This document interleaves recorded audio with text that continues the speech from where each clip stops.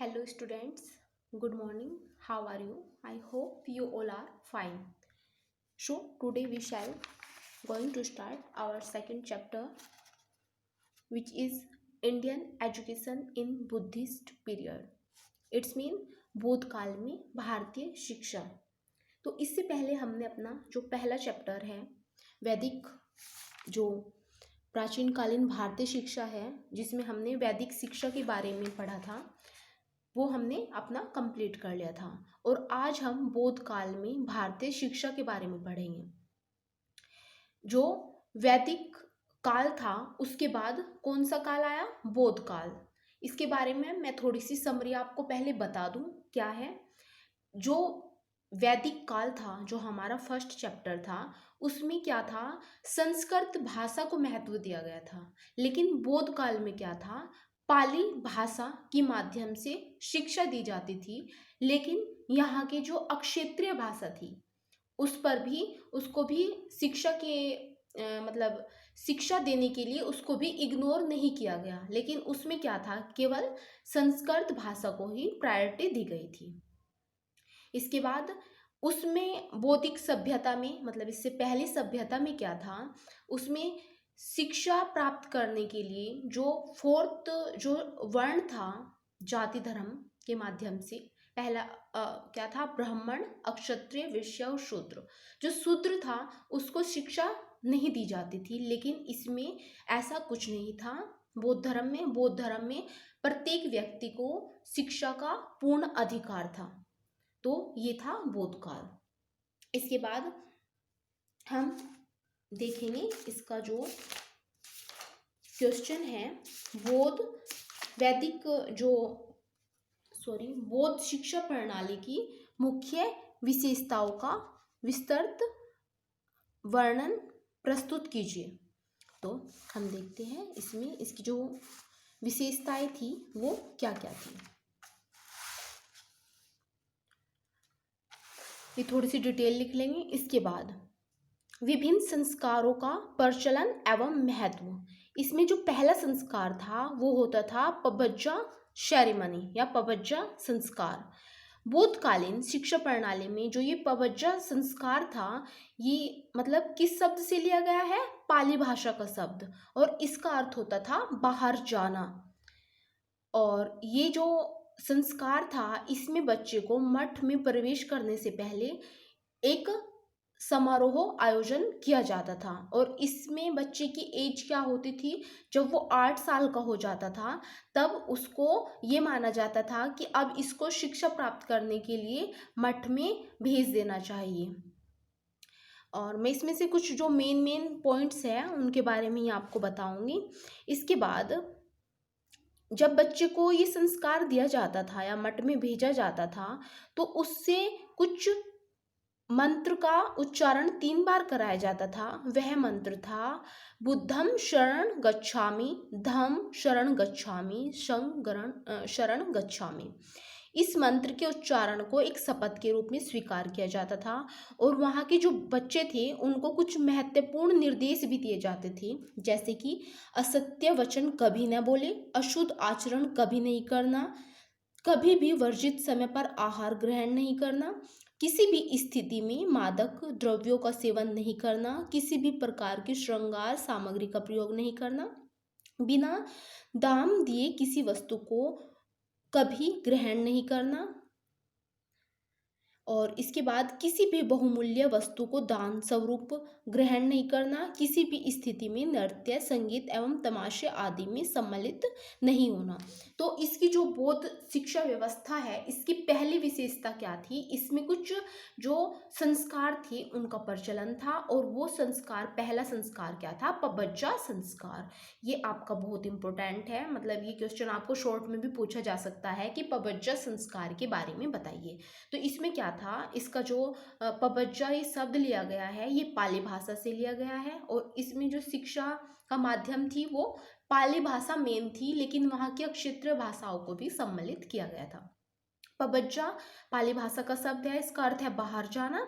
और इसके बाद इसमें 8 साल के बच्चे को पवज्ज संस्कार दिया जाता था, एक समारोह आयोजित किया जाता था और इसमें बच्चे को मंत्र का उच्चारण 3 बार करना होता था और बालक के सिर को मुड़वाया जाता था और पीले वस्त्र धारण करता था और मतलब ये सारी चीजें इसमें सम्मिलित थी। इसके बाद उपसंपदा संस्कार। उपसंपदा संस्कार क्या था? जब बच्चा अपनी शिक्षा को पूरा कर लेता था, मतलब 12 वर्ष का एक टाइम होता था, उसमें बच्चे को अपनी पूरी शिक्षा प्राप्त करनी होती थी।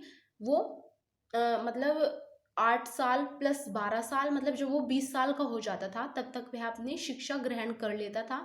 फिर उसके बाद बच्चे के पास 2 ऑप्शन होते थे, या तो वो बौद्ध भिक्षु बन जाए या फिर वो मतलब क्या करे, गृहस्थ जीवन में प्रवेश कर ले। तो ये डिपेंड होता था कि बच्चे को क्या करना है। इसके बाद शिक्षा ग्रहण संबंधी अधिकार तथा प्रतिबंध। इसमें क्या था, जो इससे पहले वो थी शिक्षा प्रणाली, वैदिक प्रणाली, उसमें क्या था कि शिक्षा के लिए कुछ ही मतलब जाति धर्म के लोगों को सम्मिलित किया जाता था, लेकिन इसमें प्रत्येक व्यक्ति को शिक्षा का पूर्ण अधिकार था। ठीक है। इसके बाद प्राथमिक शिक्षा को सर्वसुलभ बनाना, मतलब जो प्राइमरी एजुकेशन थी उसको सर्वसुलभ, जो सभी को आसानी से प्राप्त हो जाए, इस तरीके का बनाया गया था। इसके बाद शिक्षा में लोक भाषाओं को सम्मिलित करना, मतलब क्या था, पाली भाषा के अतिरिक्त अगर बच्चे को अपनी लोक भाषा के माध्यम से शिक्षा प्राप्त करनी है तो उसके लिए वो उसको सम्मिलित किया गया था। शिक्षा में खेलकूद तथा व्यायाम को सम्मिलित करना। शिक्षा में क्या था, खेलकूद जैसे कि कुश्ती लड़ना, मुक्केबाजी करना, तीर चलाना, भूमि जोतना तथा खोदना, मतलब इस टाइप के सारी जो प्रक्रिया थी वो शिक्षा में सम्मिलित की गई थी। इसके बाद छात्रों की नियमित दिनचर्या, नियमित जो दिनचर्या थी उसमें 5 मतलब पॉइंट बताए गए हैं, जैसे खान पान तथा आहार संबंधी। खान पान में क्या था, सादा खाना खाना था उनको और दिन में केवल 3 बार भोजन कर सकते थे। इसके बाद स्नान संबंधी नियम, तालाब में स्नान करना होता था और वेशभूषा संबंधी नियम, उनको क्या था, 3 वस्त्र धारण करने होते थे जिसे तिसिवरा कहा जाता था। अनुशासन संबंधी नियम क्या था, कभी भी फूल पत्ती न तोड़ना, किसी की संपत्ति को नुकसान न पहुंचाना, खेल तमाशे या नृत्य संगीत में भाग न लेना, हानिकारक जो क्रीड़ाएं थी उनमें भाग न लेना, ये सारी चीजें क्या थी, किसी को अपशब्द न बोलना, ये क्या थी, उनके अनुशासन संबंधी नियम थी। भिक्षाटन संबंधी नियम, इसमें क्या था, बच्चों को भिक्षा लेने के लिए जाना होता था और जहाँ भी भिक्षा लेने के लिए जाते थे वहाँ पर उनको चुपचाप उनके घर के पास जाकर खड़े हो जाना होता था मौन रूप से, और फिर अपना भिक्षा प्राप्त करके बिना किसी लोभ को ध्यान में रखे वापस अपने मठ पर आना होता था। इसके बाद सामान्य विद्यालयों की स्थापना, जो ये था बौद्ध काल था, इसमें न केवल आश्रम मठ और गुरुकुल हुआ करते थे बल्कि सामान्य विद्यालय भी स्थापित थी। मठ, गुरुकुल और आश्रम में क्या होता था, बच्चे ने अगर प्रवेश कर लिया तो वो 12 साल तक वहीं पर रहता था। लेकिन जो सामान्य विद्यालय होते थे उनमें क्या था कि बच्चा जैसे कि नॉर्मली स्कूल में गया और फिर अपने घर आ गया, फिर स्कूल गया अगले दिन, फिर घर आ गया, तो वहाँ पर ये चीज़ें, इन चीज़ों का भी प्रावधान था उस टाइम पर।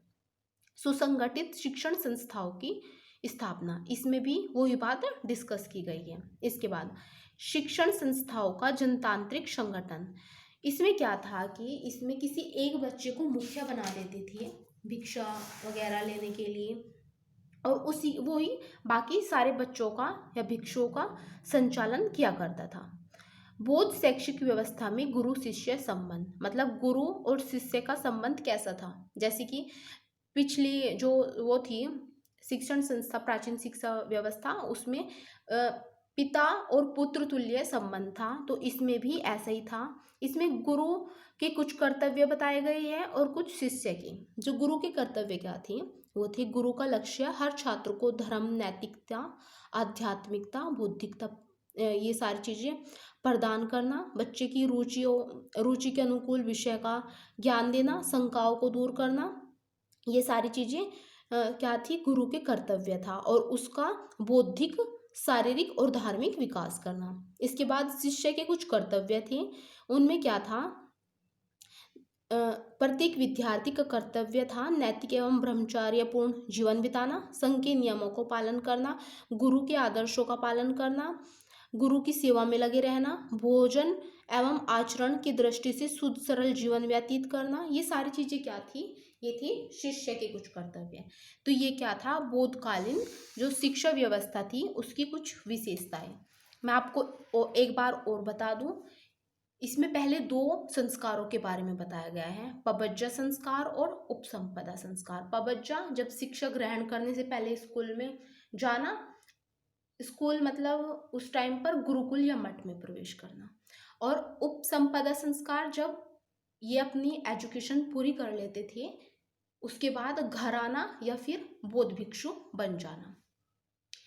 और इसमें पाली भाषा में शिक्षा दी जाती थी, लेकिन लोक भाषा पर भी कोई रोक टोक नहीं थी। इसमें सभी व्यक्ति को शिक्षा प्राप्त करने का अधिकार था।